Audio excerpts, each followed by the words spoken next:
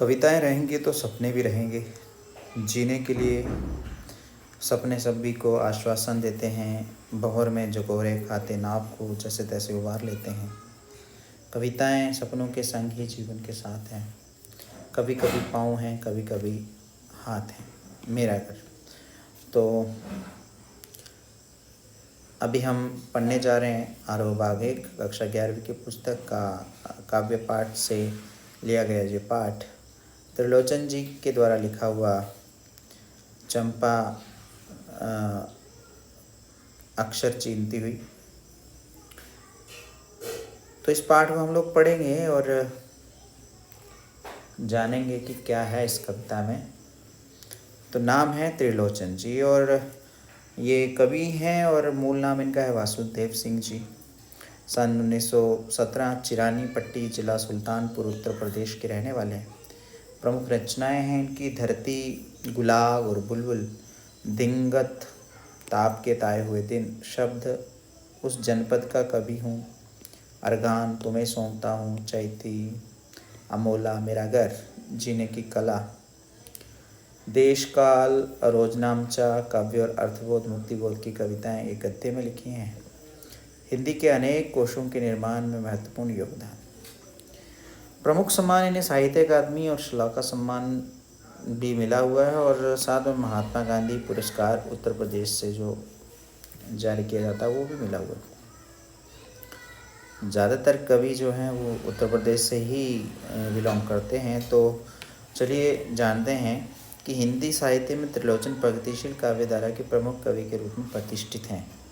रागात्मक संयम और लयात्मक अनुशासन के कवि होने के साथ साथ ये बहुभाषा विज्ञ शास्त्री भी हैं, इसलिए इनके नाम के साथ शास्त्री भी जुड़ गया है। लेकिन ये शास्त्रीयता उनकी कविता के लिए बोझ नहीं बनती। त्रिलोचन जीवन में निहित मंद लय के कवि हैं। प्रबल आवेग और त्वरा की अपेक्षा इनके यहाँ काफ़ी कुछ स्थिर है। इनकी भाषा छायावादी रोमानियत से मुक्त है तथा उसका ठाठ ठेठ गाँव की ज़मीन से जुड़ा हुआ है। त्रिलोचन हिंदी में सोनेट, अंग्रेजी छंद को स्थापित करने वाले कवि के रूप में भी जाने जाते हैं। त्रिलोचन का कवि बोलचाल की भाषा को चुटीला और नाटकीय बनाकर कविताओं को नया आयाम देता है। कविता की प्रस्तुति का अंदाज़ा कुछ ऐसा है कि वस्तु और रूप की प्रस्तुति का भेद नहीं करता और उनका कवि इन दोनों के बीच फांक की गुंजाइश नहीं छोड़ता। चंपा काले काले अक्षर नहीं चीनती नामक कविता धरती संग्रह में संकलित है। ये पलायन के लोक अनुभवों को मार्मिकता से अभिव्यक्त करती है। कविता में अक्षरों के लिए काले काले विशेषण का प्रयोग किया गया है जो एक और शिक्षा व्यवस्था के अंतर्भेदों को उजागर करता है तो दूसरी ओर उसे दारुण यथार्थ से भी हमारा परिचय कराता है। यहाँ आर्थिक मजबूरियों के चलते घर टूटते हैं। काव्य नायिका चंपा अनजाने ही उस शोषक व्यवस्था के प्रतिपक्ष में खड़ी हो जाती है जहाँ भविष्य को लेकर उसके मन में अनजान खतरा है। वह कहती है, कलकत्ते पर वज्र गिरे, कलकत्ते पर वज्र गिरने की कामना जीवन के खुरदुरे यथार्थ के प्रति चंपा के संघर्ष और जीवन को प्रकट करती है। तो ये तो थे हमारे त्रिलोचन जी। अब जानते हैं उनके चंपा काले अक्षर नहीं चीनती। चंपा काले काले अक्षर नहीं चीनती। मैं जब पढ़ने लगता हूँ वहाँ आ जाती है। कौन? चंपा। खड़ी खड़ी चुपचाप सुना करती है। उसे बड़ा अचरज होता है इन काले चीनों से कैसे ये सब स्वर निकला करते हैं। तो ये चंपा है और ये त्रिलोचन जी हैं। चंपा सुंदर की लड़की है, सुंदर ग्वाला है, गायें भैंसे रखता है। चंपा चौपाइयों को लेकर चरवाही करने जाती है। चंपा अच्छी है, चंचल है, नटखट भी है। कभी कभी उधम करती है, कभी कभी वह कलम चुरा देती है। जैसे तैसे उसे ढूंढकर जब लाता हूँ पाता हूँ कागज़ गायब, परेशान फिर हो जाता हूँ।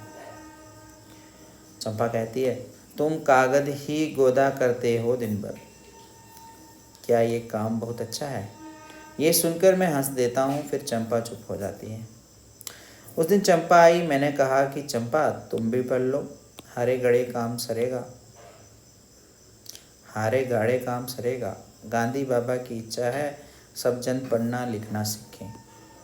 चंपा ने ये कहा कि मैं तो नहीं पढ़ूंगी, तुम तो कहते थे गांधी बाबा अच्छे हैं, वे पढ़ने लिखने की कैसे बात कहेंगे, मैं तो नहीं पढ़ूंगी। मैंने कहा कि चंपा पढ़ लेना अच्छा है, ब्याह तुम्हारा होगा, तुम गौने जाओगी। कुछ दिन बालम संग साथ रह चला जाएगा जब कलकत्ता, बड़ी दूर है वह कलकत्ता। कैसे उसे संदेशा दोगी, कैसे उसके पत्र पढ़ोगी, चंपा पढ़ लेना अच्छा है। चंपा बोली, तुम कितने झूठे हो देखा, हाय राम तुम पढ़ लिख कर इतने झूठे हो। मैं तो ब्याह कभी ना करूँगी, और कहीं जो ब्याह हो गया तो मैं अपने बालम को संग साथ रखूँगी, कलकत्ता में कभी ना जाने दूँगी, कलकत्ते पर बजर गिरे। चंपा ने ऐसा क्यों कहा कि कलकत्ते पर बजर गिरे, ये कुछ प्रश्न है और कुछ चीनती जैसे पहचानती। चंपा काले काले अक्षर नहीं चीनती, चिन्हों अक्षरों और चौपाइयों, चार पैरों वाला जानवर यहाँ गाय भैंसों के लिए प्रयुक्त हुआ है। कागज को कहते हैं। और हारे गाड़े काम सरेगा, कठिनाई में काम आएगा। बालम हो गए पति, और वज्र गिरे मतलब वज्र गिरे भारी विपत्ति आए। इस तरह से ये पाठ था जो हमने पढ़ लिया। कैसा लगा आपको पाठ? वीडियो लाइक करें, चैनल पे नए हैं तो चैनल सब्सक्राइब करें, बाकी तक भी पहुंचाएं और शेयर करें इसको, ताकि सब लोग एक बार तो त्रिलोचन जी के बारे में जानें और उनकी लिखी हुई इस कविता को भी पहचानें।